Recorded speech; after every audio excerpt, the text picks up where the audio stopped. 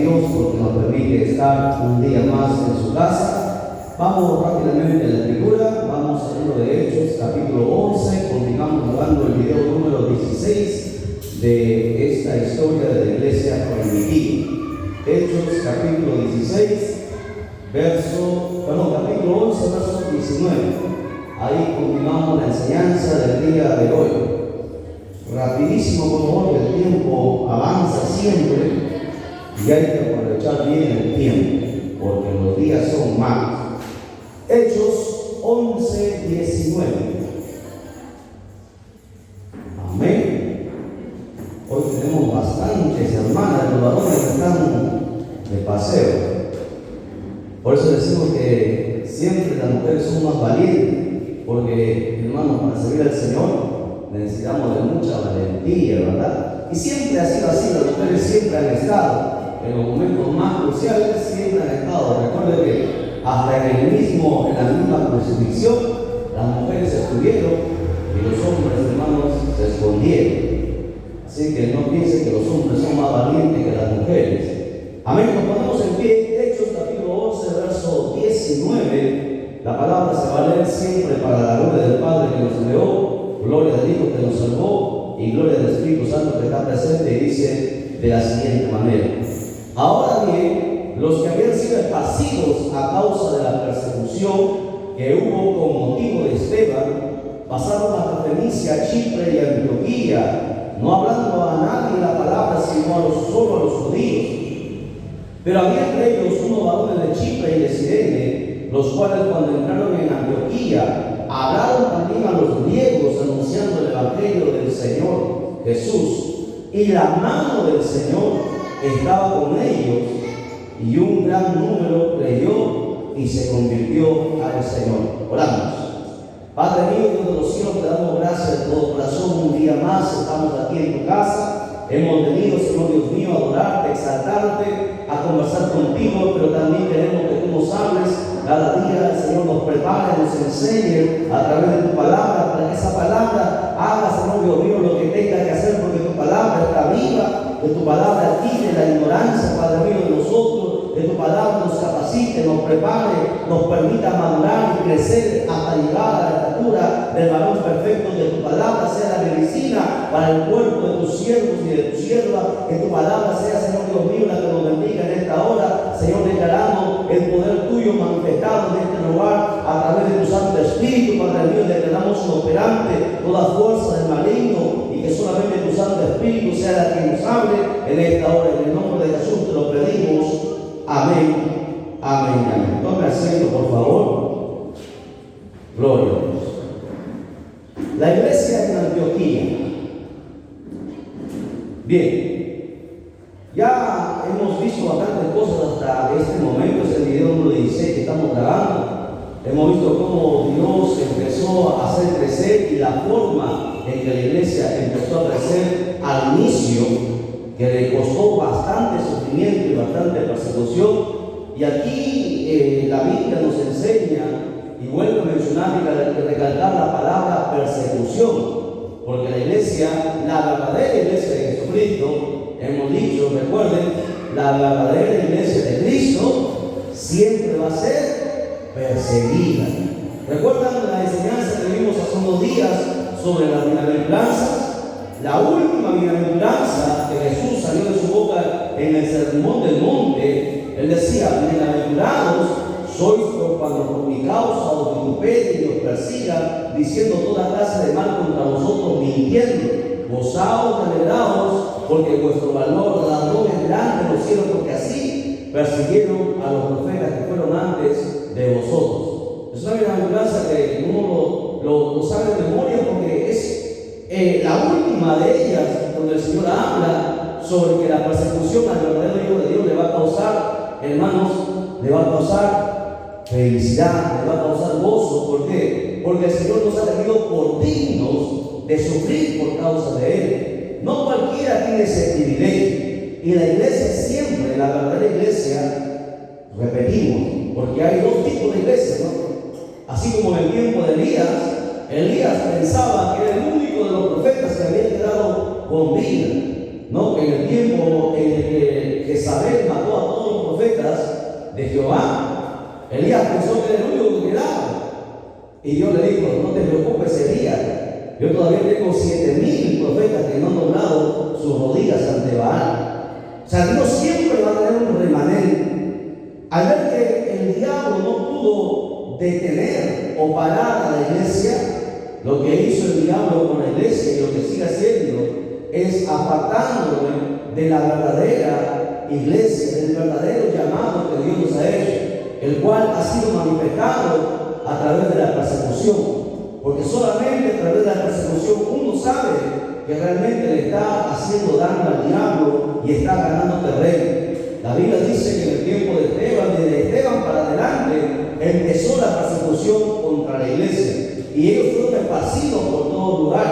Y dice la Biblia ahí que algunos tenían el temor de a la ciudad donde ellos iban huyendo, tenían el temor que no solamente les habían quitado su casa y sus terrenos, sus familias, los habían apartado, sino tenían el temor también de morir en un lugar extranjero. Y es por eso que ellos no hablaban, eran cristianos sí, se habían convertido sí, pero como dice ahí, no le hablaban a nadie acerca del evangelio, que no sea judío, porque ellos pensaban que solamente era para judíos. Pero sin embargo hubo otros que se atrevieron a hablar del evangelio, como dice ahí, a los griegos, o sea, a los gentiles. Porque para ser evangélico, escucha bien, hay que tener bien puestos los pantalones. No cualquiera es evangélico. ¿Por qué cree usted que la Biblia dice que este evangelio es solamente para valientes? Y Jesús mismo dijo en los evangelios, dijo que el reino de los cielos sufre violencia, y solamente los violentos, en traducción de los valientes, lo arrebatan. Porque pararse en un lugar idólatra donde adoran a diferentes dioses y hablar que todos esos dioses son falsos, que solamente hay un solo Dios, un verdadero Dios que exige arrepentimiento para alcanzar el perdón del pecado, eso solamente lo podía hacer alguien que estaba dispuesto a morir. No cualquiera lo podía hacer. Y es por eso que algunos tenían miedo, como hoy en este tiempo, tienen miedo de decir la verdad, de llamar al pecado por su nombre, ¿no? Hoy la gente está, hoy en la iglesia hay predicadores que no dicen que ya no digan pecado, digan mal natural, ellos no quieren hablar ni siquiera de la palabra pecado. ¿Por qué? Porque eso ofende a la gente y a veces causa problemas. Pero la palabra no puede ser cambiada, está ahí. Y ese problema empezó siempre con la iglesia. Y de ahí para adelante, desde Esteban para adelante, empezaron las persecuciones. Pero algo interesante que me sorprende ahí, que el verso 21 dice: y la mano del Señor estaba con ellos, y gran número creyó y se convirtió al Señor. ¿A qué se refiere con la mano del Señor?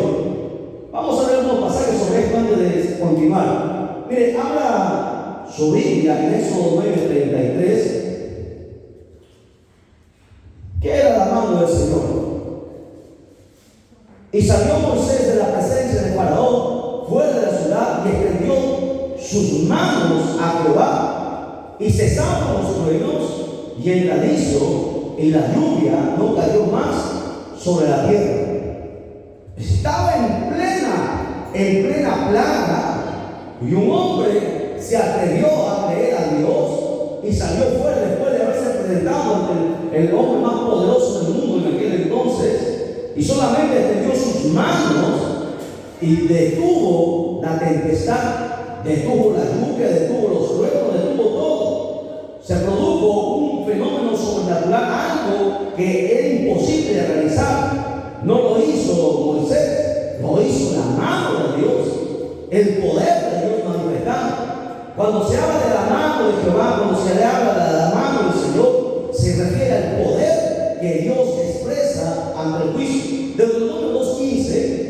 Deuteronomio 2:15 dice algo interesante: y también la mano de Jehová vino sobre ellos para destruirlos de en medio del campamento hasta acabarlos. Mire qué hace la mano de Dios. Cuando Dios está contigo, su mano también está contigo. Es más, en Josué 4:24 dice lo siguiente: para que todos los pueblos de la tierra conozcan que la mano de Jehová es poderosa para que temáis a Jehová vuestro Dios todos los días. Mira, estos pasajes donde habla que siempre Dios, a su pueblo, los ha respaldado con su poderosa mano, que significa con el poder manifestado de Él. En 1 Samuel 5:6 dice lo siguiente: y se acabó la mano de Jehová sobre los de Asdod, y los destruyó, y los hirió con tumores, y en Asdod y en todo su territorio. Esa es la mano de Dios que siempre va a estar con aquel que hace su voluntad, con aquel que está bajo obediencia, con aquel que siempre está sujeto a Él, porque la mano de Dios jamás se ha cortado para hacer, hermano, lo que tiene que hacer. Y podemos recitar un montón de pasajes sobre la mano del Señor. Entonces, cuando estos judíos de verdad, cuando estos primeros cristianos judíos se convirtieron y se atrevieron a predicar el evangelio a los gentiles, a pesar que sabían que iban a morir, es ahí donde la mano de Dios se activó. ¿Por qué? Mira aquí un principio interesante. ¿Sabe cuál es el principio? A ver quién lo dice. ¿Quién está mirando? ¿Dónde está aquí el principio que Dios ha establecido? Aquí nosotros vemos, no sé si usted lo ve, yo lo veo clarísimo ahí. Antes que la mano de Dios se manifieste, o sea, antes que Dios obre, primero nosotros tenemos que orar. Dios primero no trabaja y luego nosotros. Los cristianos estuvieron dispuestos a dar su vida, estuvieron dispuestos a morir, a predicar a gentiles, a griegos, sabiendo de la muerte.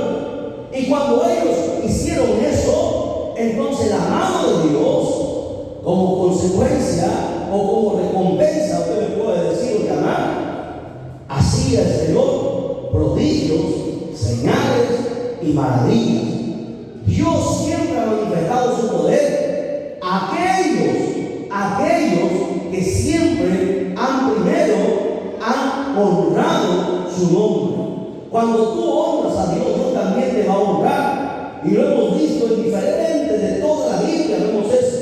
Cuando tú primero te atreves a creer a Dios y estás dispuesto a entregar hasta tu vida, que es lo que más nosotros tenemos, porque nada es más que nuestra vida, ni tu carro, ni tu casa, ni tu mujer, ni tu hijos, nada. La vida está por encima de todo. Pero cuando tú pones tu vida y entregas tu vida por causa de Él, recuerda la frase que Jesús dijo: aquel que quiera salvar su vida, la perderá. Pero aquel que pierda su vida por causa de mí, la hallará. ¿Recuerdan esa frase?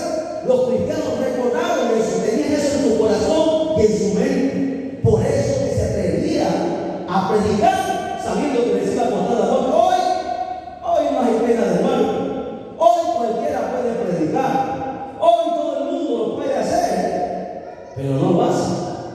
Antes les costaba la vida por predicar y lo hacían. Estaban dispuestos a perder casa, a perder familia, a perder su vida, y lo hacían. Y Dios los honraba. Hoy no hay ese peligro y nadie predica. Por eso decimos, ¿cómo Dios mandara una persecución de nuevo? Hay gente que le pide que vuelva nuevamente la pandemia, una más fuerte. Porque ahí la gente en pleno problema, así la gente se acuerda de Dios, la gente quiere meterse en ayuno de oración. Porque cuando las papas queman, ahí la gente recién empieza a buscar a Dios. Se mete a orar, se mete a ayunar, pero cuando todo está bien, cuando hay dinero, cuando hay trabajo, cuando hay bendición, la gente está cómoda, está relajada. Por eso decimos que Dios tiene que meter la mano a veces para que uno nuevamente vuelva al fuego. A su nombre. A su nombre, den un fuerte aplauso a Jesucristo.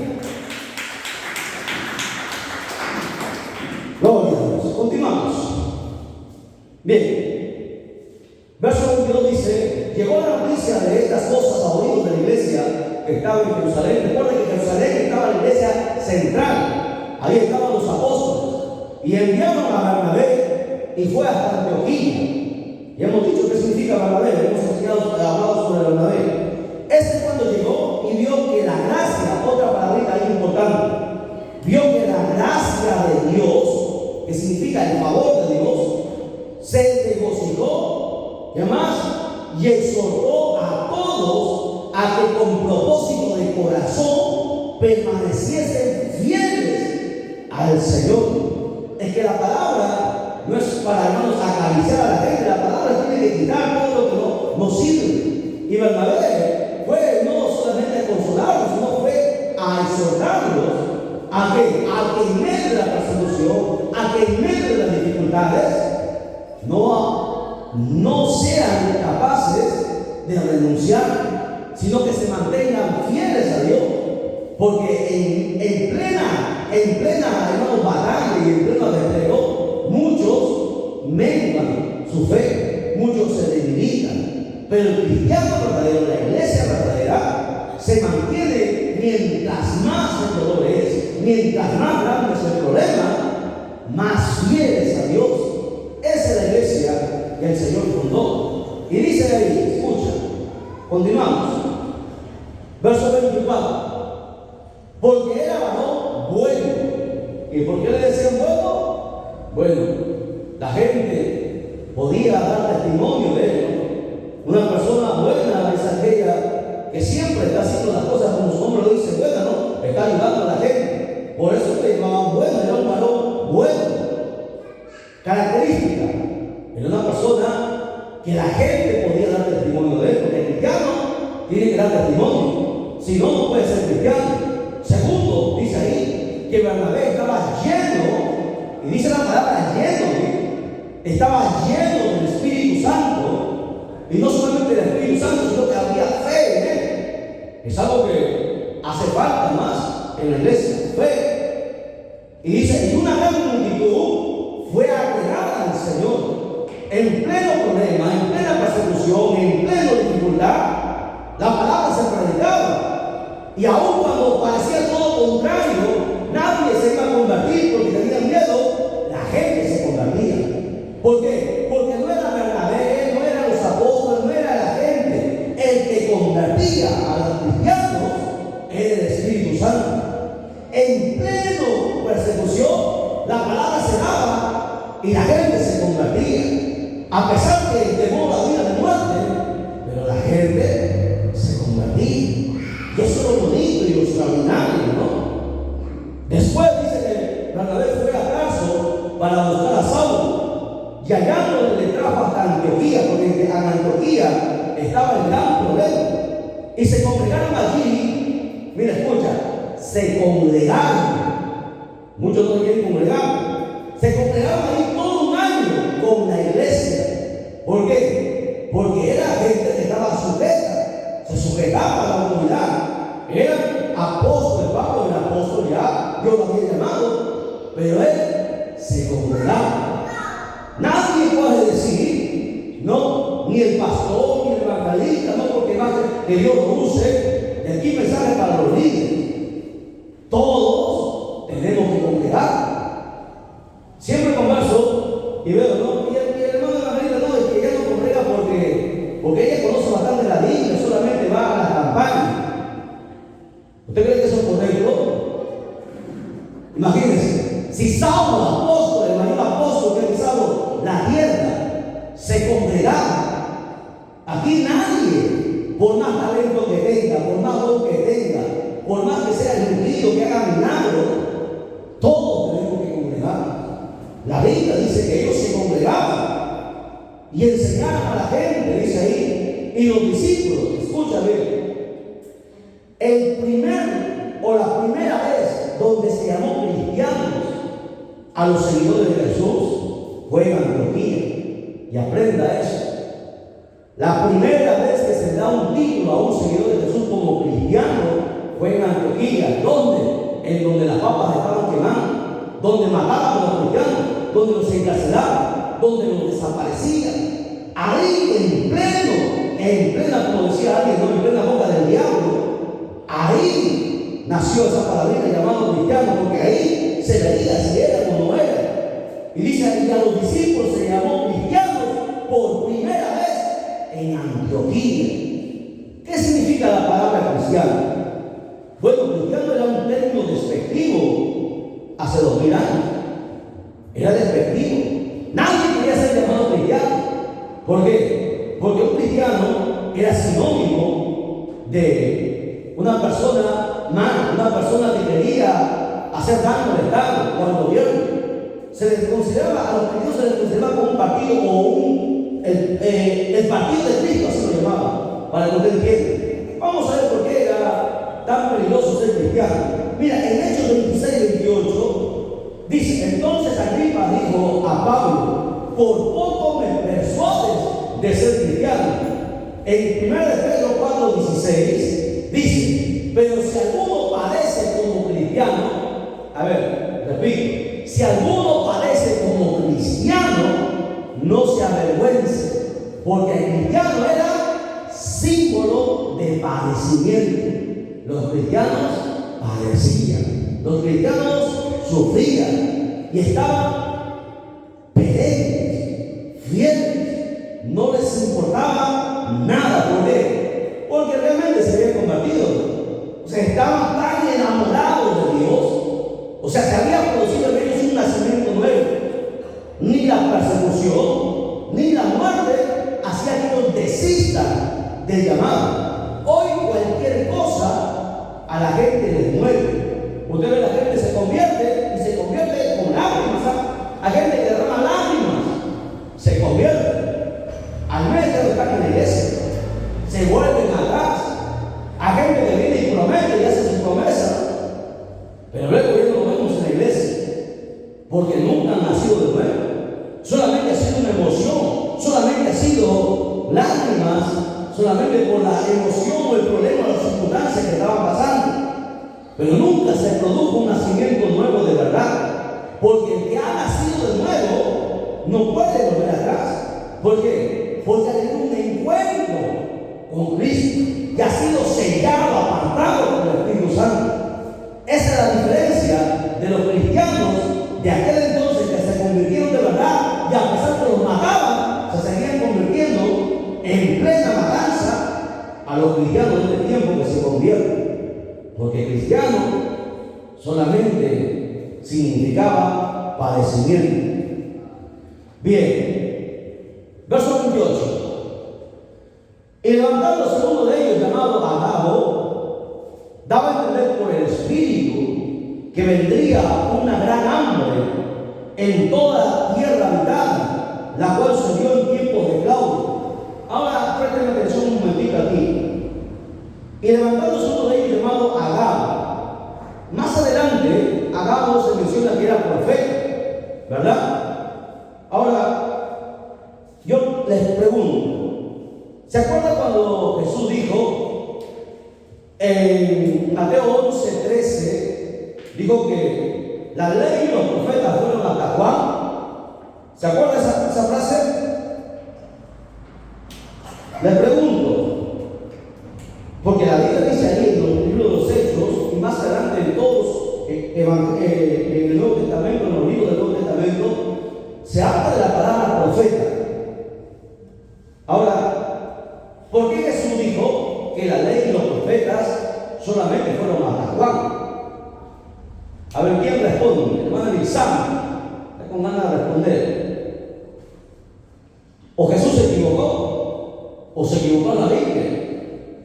Porque ahí menciona la palabra profeta varias veces. Vamos a ver, la palabra profeta en el Nuevo Testamento aparece. Bien, ya que la hora de alabanza explico. Mira, cuando Jesús mencionó, vamos a leerlo primero ya. Vamos a Mateo 11:13. ¿Lo tiene ahí? Rapidísimo, que lo lea alguien.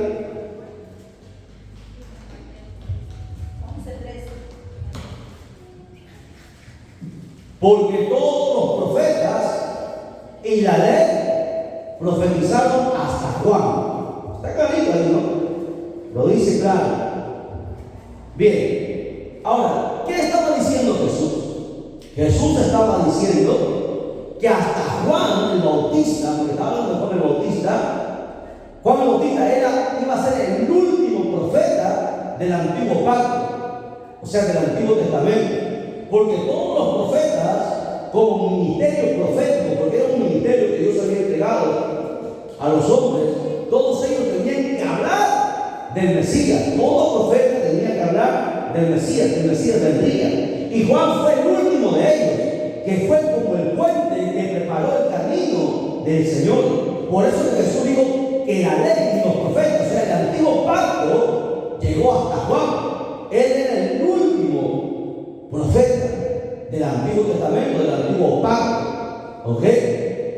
Jesús no se equivocó. Los profetas que aparecen en el Nuevo Testamento, ¿no? Son personas no con el mismo ministerio profético que se tenía en el Antiguo Pacto. ¿Por qué? Porque recuerden que el Mesías apareció en el Nuevo Pacto. O sea, hasta Juan fue el último. Pero ellos, los profetas, ¿quiénes eran los profetas? Bueno, los profetas en aquel entonces se les consideraba como los predicadores del Nuevo Testamento, aquellos que hablaban la palabra de Dios, porque un profeta tiene características, ¿ok?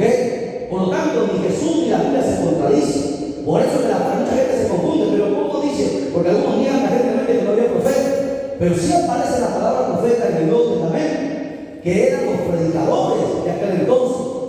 Es luego esa palabrita, ellos mismos fueron cambiados por los pastores y los maestros y evangelistas, porque ya más no se menciona ese trabajo que hacían algunos, como Agabo, que era profeta, y aún las hijas también del evangelista, que eran profetisas, dice la Biblia más adelante.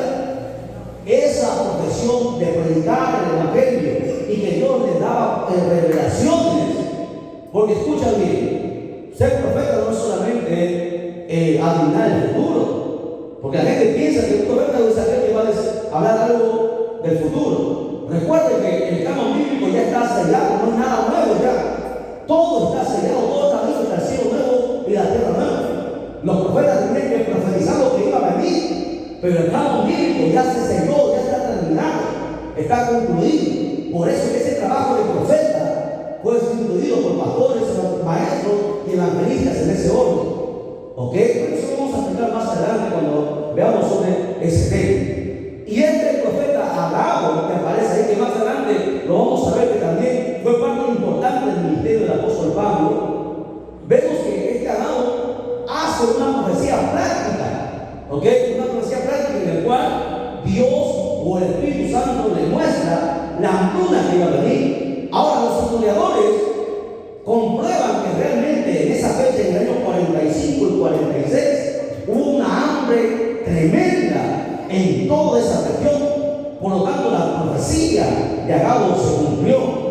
¿Por qué? Porque Agabo era un siervo de Dios, era el que buscaba a Dios, ¿me entiendes? Era el que predicaba la palabra de Dios, era el que oraba y a veces Dios le daba visiones y la gente lo llamó profeta. ¿Por qué? Porque estaban acostumbrados a los profetas del Antiguo Testamento y se les puso ese nombre, ¿me entiendes?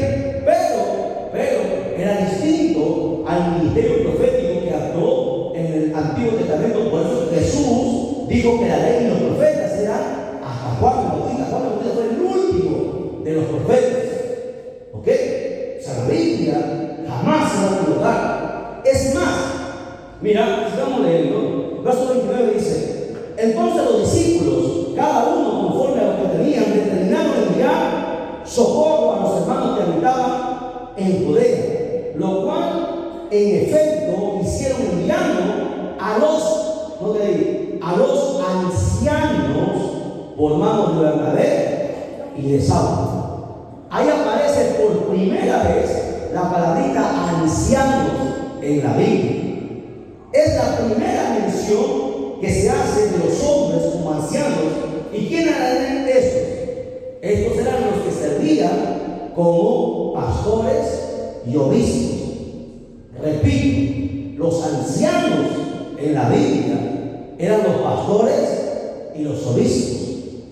Por eso que algunos, ya casi en la iglesia evangélica no se habla de obispos. Algunos antiguamente mencionaban también mantenían el obispado. ¿Qué es un obispo? Un obispo era un supervisor. La iglesia católica todavía lo mantiene, ¿ok? Pero aquí era la primera vez donde aparece la palabrita los ancianos. ¿Quiénes eran? Repito, los pastores y los obispos.